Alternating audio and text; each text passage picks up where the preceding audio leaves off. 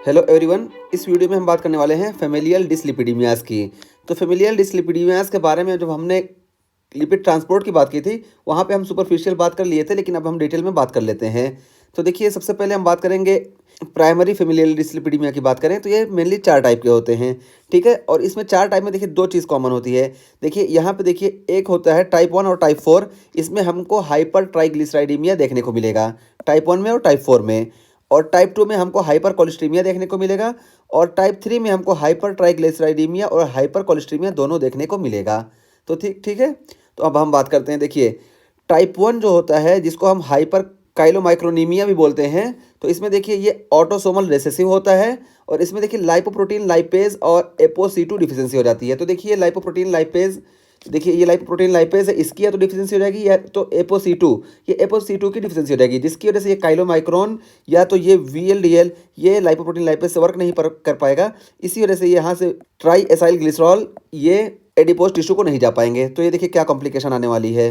तो देखिए lipoprotein lipase और एपोसी2 डिफिशियंसी हो जाएगी, जिसकी वजह से काइलोमाइक्रॉन्स ब्लड लेवल में इंक्रीज हो जाएंगे, क्योंकि फ्री फैटी एसिड में कन्वर्ट नहीं हो पाएंगे, क्योंकि लाइपोप्रोटीन लाइपेज वर्क नहीं करेगा। और ट्राई एसाइल ग्लिसरॉल भी देखिए ये ब्लड में बढ़ जाएंगे। ट्राई एसाइल ग्लिसरॉल क्यों बढ़ेंगे? क्योंकि वीएलडीएल, देखिए वीएलडीएल पे भी एपोसी2 होता है जो लाइपोप्रोटीन लाइपेज को एक्टिवेट करता है। तो देखिए अब वीएलडीएल भी बढ़ जाएगा, तो इस वजह से ट्राई एसाइल ग्लिसरॉल भी बढ़ जाएगा। और कोलेस्ट्रॉल के बारे में देखिए, यहाँ पे कोलेस्ट्रॉल मेंशन किया गया है, लेकिन कोलेस्ट्रॉल बहुत ज़्यादा नहीं बढ़ेगा, बहुत कम कोलेस्ट्रॉल बढ़ेगा, क्योंकि काइलोमाइक्रॉन में भी कोलेस्ट्रॉल की कंसंट्रेशन बहुत कम होती है, और ट्राई एसाइल ग्लिसरॉल में भी कम होती है, और वीएलडीएल में भी कम होती है। तो मेनली बढ़ेगा क्या? काइलोमाइक्रॉन बढ़ जाएंगे और ट्राई एसाइल ग्लिसरॉल बढ़ जाएगा, क्योंकि वीएलडीएल में ट्राई एसाइल ग्लिसरॉल बहुत ज़्यादा होता है। तो ये दोनों बढ़ जाएंगे, और कोलेस्ट्रॉल बहुत ज़्यादा नहीं बढ़ेगा, हल्का सा फर्क आएगा कोलेस्ट्रॉल में। तो इसका क्लिनिकल फाइंडिंग क्या होगा? देखिए, पेनक्रियाटाइटिस हमको देखने को मिलेगा, और ये पेनक्रियाटाइटिस ट्राई एसाइल ग्लिसरॉल जब इंक्रीज हुआ है इसी वजह से देखने को मिलेगा। हिपेटोस्प्लीनोमेगेली देखने को मिलेगा, एंड इरप्टिव या परयूरेटिक ज़ैंथोमास हमको देखने को मिलेंगे, ठीक है। इरप्टिव या परयूरेटिक ज़ैंथोमास देखने को मिलेंगे। और यहाँ पे देखिए no increase risk of atherosclerosis, atherosclerosis की रिस्क नहीं होगी। क्यों? क्योंकि कोलेस्ट्रॉल में बहुत ज़्यादा इंक्रीजमेंट हमको नहीं देखने को मिल रहा है, और जब कोलेस्ट्रॉल में बहुत ज़्यादा इंक्रीजमेंट नहीं देखने को मिलेगा तो एथेरोस्क्लेरोसिस भला क्यों होगी? तो ये हो गया। और क्रीमी लेयर इन सुपरनेंट हमको देखने को मिलेगा। तो क्रीमी लेयर इन सुपरनेंट, जिसको हम लैक्टिसेंट भी बोलते हैं, और इसी को हम मिल्की वाइट प्लाज्मा भी बोलते हैं, ठीक है। तो ये क्रीमी लेयर इन सुपरनेंट हमको देखने को मिलेगा, जिसको हम लेस्टिसेंट या मिल्की वाइट प्लाज्मा भी बोलते हैं। तो ये इसकी क्लिनिकल फाइंडिंग हो गई। और उसके साथ साथ अब यहाँ पे देखिए हम इसके साथ इसको भी टाइप 4 को भी देख लेते हैं। तो देखिए टाइप 4 में क्या होता है? हाइपर ट्राइग्लिसराइडीमिया देखने को मिलता है। तो देखिए हमने यहाँ पे बात कर रखी है कि हाइपर ट्राइग्लिसराइडीमिया देखने को मिलेगा। और यहाँ देखिए क्या होगा, ये भी ऑटोसोमल डोमिनेंट है। ये देखिए ऑटोसोमल, ये रेसेसिव था और ये ऑटोसोमल डोमिनेंट है। तो अब ये क्या होता है, इसमें पैथोजेनेसिस क्या होती है? Hepatic over production of the VLDL. हमने यहाँ पे देखिए बात कर रखी थी जब हम इस स्टेप की बात कर रहे थे, 4th स्टेप की, कि यहाँ से देखिए वीएलडीएल प्रोड्यूस होता है हिपेटोसाइट से हमारे, और जब ये स्टेप बहुत तेज़ हो जाता है, यहाँ पे म्यूटेशन हो जाता है, उसकी वजह से यहाँ पे देखिए, यहाँ पे भी बताया गया था कि over production in type 4 familial dyslipidaemia.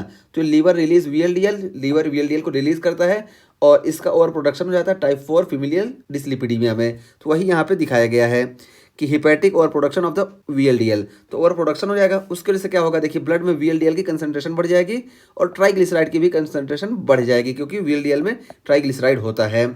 अब इसकी वजह से क्या होगा? तो देखिए हाइपर ट्राइग्लिसराइडीमिया हमको देखने को मिलेगा। और हाइपर ट्राइग्लिसराइडीमिया कितना देखने को मिलेगा? तो देखिए मोर देन 1000 मिलीग्राम पर डेसीलीटर, जबकि नॉर्मल कंडीशन में कितना होता है? 150 मिलीग्राम पर डेसीलीटर से भी कम होता है। तो देखिए यहाँ पे हाइपर ट्राइग्लिसराइडीमिया कितना ज़्यादा देखने को मिल रहा है कि मोर देन 1000 मिलीग्राम पर डेसीलीटर। तो इसकी वजह से देखिए एक्यूट पेनक्रियाटाइटिस देखने को मिलेगा, और ये रिलेटेड होता है इंसुलिन रेजिस्टेंस से, ठीक है। तो ये रिलेटेड हुआ इंसुलिन रेजिस्टेंस से, ये हो गया, क्योंकि यहाँ पे एक्यूट पेनक्रियाटाइटिस हमको देखने को मिल रहा है। तो ये हो गया। अब उसके बाद हम टाइप 1 और टाइप 4 की जब बात कर चुके हैं, तो हम बात करते हैं हाइपर कोलेस्ट्रीमिया यानी टाइप 2 की। तो देखिए ये इसमें हाइपर कोलेस्ट्रीमिया, कोलेस्ट्रॉल ज़्यादा देखने को मिलेगा, और ये ऑटोसोमल डोमिनेंट है। तो ऑटोसोमल डोमिनेंट है, इसमें देखिए कई टाइप होते हैं, टाइप 1, टाइप 2, टाइप 3, टाइप 4। और यहाँ पे टाइप 1 और टाइप 2 की ही बात की गई है, तो हम टाइप 1 और टाइप 2 की बात करेंगे। तो देखिए इसमें टाइप 1 जो होता है, इसमें एब्सेंट और डिफेक्टिव एलडीएल रिसेप्टर्स। तो ये जो एलडीएल के रिसेप्टर्स हैं, ये एब्सेंट रहेंगे या डिफेक्टिव होंगे, ये टाइप 1 हुआ, ठीक है।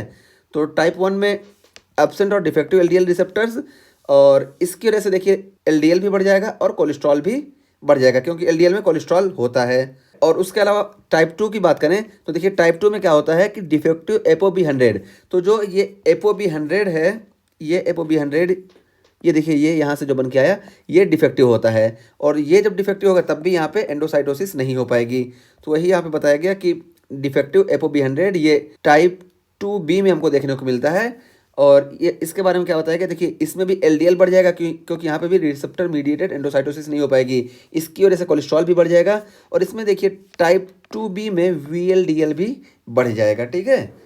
और उसके बाद यहाँ पे क्लिनिकल फाइंडिंग की बात करें तो देखिए ऑटोसोमल डोमिनेंट है ये, और ये देखिए इसके केस की बात करें तो हेट्रोजाइगोट्स, तो हेट्रोजाइगोट्स में ये देखने को मिलता है, इसका क्या रेशियो है 1:500, तो 500% में एक बार देखने को मिलता है हेट्रोजाइगोट का केस। और इसमें देखिए कोलेस्ट्रॉल का लेवल अगर हम बात करें तो अबाउट 300 मिलीग्राम पर डेसीलीटर होता है हेट्रोजाइगोट्स में। तो ये देखिए नॉर्मल जो होता है वो 200 मिलीग्राम पर डेसीलीटर होता है, इसमें ज़्यादा तो हुआ लेकिन बहुत ज़्यादा नहीं हुआ, लेकिन फिर भी ज़्यादा हुआ, इसी वजह से इसको ऑटोसोमल डोमिनेंट कहा गया, क्योंकि हेट्रोजाइगोट के केस में भी हमको हाइपर कोलेस्ट्रेमिया देखने को मिल रहा है। और होमोजाइगोट्स की बात करें तो देखिए वेरी रेयर, बहुत कम होता है, यानी देखने को ही नहीं मिलता है। और इसमें क्या है दोनों जीन डिफेक्टिव होंगे, तो इस वजह से क्या होगा है कोलेस्ट्रॉल, तो कोलेस्ट्रॉल का जो लेवल होगा वो 700 या 700 से ज़्यादा हो जाएगा मिलीग्राम पर डेसीलीटर। तो देखिए नॉर्मल 200 मिलीग्राम पर डेसीलीटर है, लेकिन 700 मिलीग्राम पर डेसीलीटर से भी ज़्यादा हो जाएगा। और यहाँ पे कोलेस्ट्रॉल का लेवल बढ़ रहा है, इस वजह से देखिए एक्सेलरेटेड एथेरोस्क्लेरोसिस देखने को मिलेगा, may have MI before age 20, तो 20 साल से पहले ही MI देखने को मिल जाएगा। क्यों? क्योंकि बहुत ज़्यादा कोलेस्ट्रॉल इसमें बन रहा है, और ये कंजेनाइटल डिजीज़ है, इस वजह से 20 साल से पहले ही MI देखने को मिल जाएगा। और इसमें देखिए ये जो MI देखने को मिलेगा, क्यों देखने को मिलेगा, क्योंकि यहाँ पे कोलेस्ट्रॉल का लेवल ज़्यादा है, कोलेस्ट्रॉल का लेवल जब ज़्यादा होगा तो अर्ली लाइफ में ही CAD क्रोनिक आर्टरी डिजीज़ देखने को मिलेगा, उसी वजह से MI भी कॉमन चीज़ है, MI भी देखने को मिलेगा। और इसमें देखिए टेंडन ज़ैंथोमास हमको देखने को मिलेगा, तो टेंडन में ज़ैंथोमास देखने को मिलेगा, और उसमें भी जो मोस्ट कॉमन लोकेशन है वो एकिलेस है, ठीक है। तो एकिलेस ज़ैंथोमास हमको देखने को मिलेगा मोस्ट कॉमन जो है। और कॉर्नियल आर्कस हमको देखने को मिलेगा, कॉर्नियल आर्कस भी देखने को मिलेगा। तो ये क्या है टेंडन ज़ैंथोमास और कॉर्नियल आर्कस, ये टाइप 2 हाइपर कोलेस्ट्रीमिया की फाइंडिंग है, क्लिनिकल फाइंडिंग। और अब बचा हमारा आखिरी टाइप 3, जिसको हम डिसबीटा लाइपोप्रोटीनीमिया बोलते हैं। इसमें देखिए हाइपर ट्राइग्लिसराइडीमिया भी हो जाएगा और हाइपर कोलेस्ट्रीमिया भी हो जाएगा। और ये देखिए ये ऑटोसोमल रिसेसिव है, ठीक है, ये रिसेसिव है।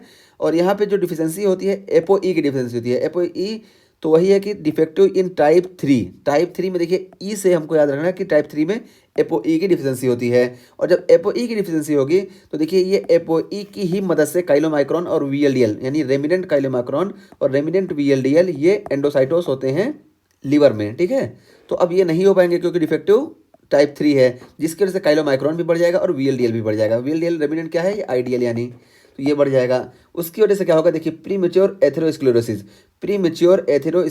देखने को मिलेगी।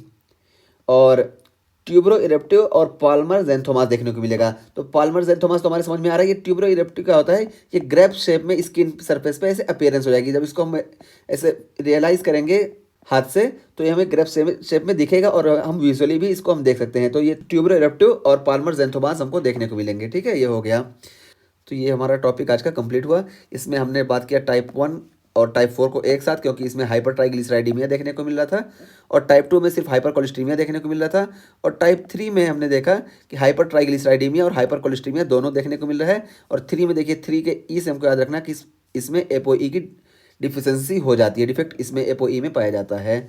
और यहाँ पे हमने टाइप 2 में जो है सिर्फ 2 टाइप की बात की है, क्योंकि 2 टाइप इंपॉर्टेंट है, लेकिन आगे हमको मालूम है कि ये 4 टाइप के होते हैं, तो बाकी 2 के हम सिर्फ नाम देख लेते हैं। तो देखिए ये 2 हो गए, और फिर 2C जो होता है, इसमें क्या होता है PCSK9 जो ये जीन होता है, इसका गेन ऑफ फंक्शन हो जाता है। और जब इसका गेन ऑफ फंक्शन होता है तो हम पीछे देख चुके हैं कि ये LDL के रिसेप्टर को डिग्रेड कर देता है, और जब LDL के रिसेप्टर को डिग्रेड कर देगा तो ये PCSK यहाँ पे गेन ऑफ फंक्शन हो रहा है, तो बहुत ज़्यादा LDL के रिसेप्टर को डिग्रेड करेगा, इसकी वजह से सीरम में LDL का कंसंट्रेशन बढ़ जाएगा, तो कॉम्प्लिकेशन हमको देखने को मिलेगा ही, ये हो गया। और टाइप 2D में हम बात करें तो यहाँ पे LDL रिसेप्टर एडाप्टर प्रोटीन में म्यूटेशन हो जाता है, ठीक है। तो ये टाइप 2D हो गई।